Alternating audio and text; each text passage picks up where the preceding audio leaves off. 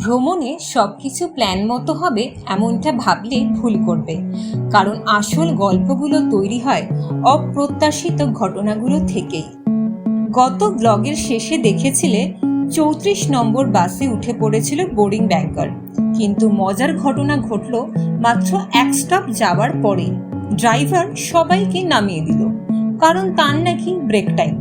Boring ব্যাংকার কিছুই বুঝতে পারল না।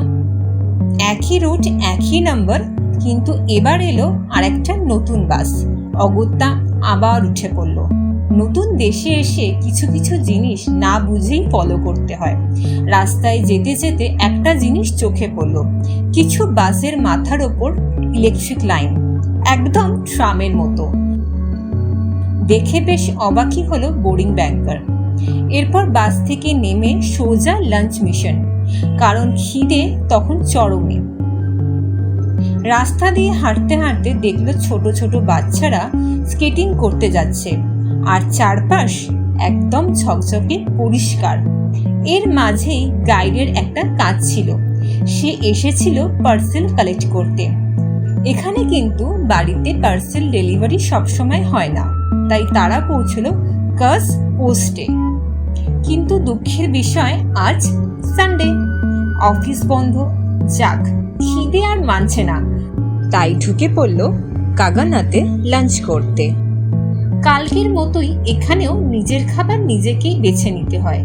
এত রকম খাবার দেখে বোরিং ব্যাংকারের অবস্থা, এটা নেব না ওটা নেব না সবই নিয়ে নেব। শেষমেশ চোখে যেটা ভালো লাগলো সেটাই নিয়ে বসে পড়ল লাঞ্চ করতে। পেট পুজো শেষ করে এবার গন্তব্য ম্যাক্সিমা মল। আগের মলে গাইড যে জিনিসটা খুঁজে পায়নি সেটাই নাকি এখানে পাওয়া যাবে।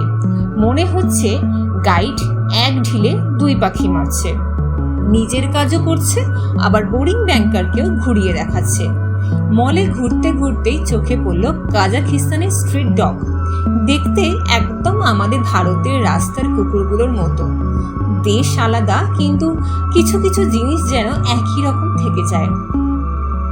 এরপর ঢুকে পড়ল ম্যাগ নামে, অনেকটা আমাদের স্পেন্সার্সের মতো।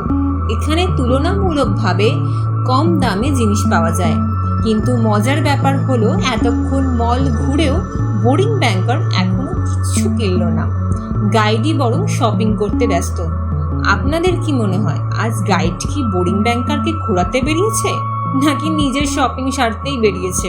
কাল কি কি শপিং করলো সেটাও দেখাবো, আর কাজাখিস্তানের আর কোথায় কোথায় ঘুরলো সেটাও দেখাবো।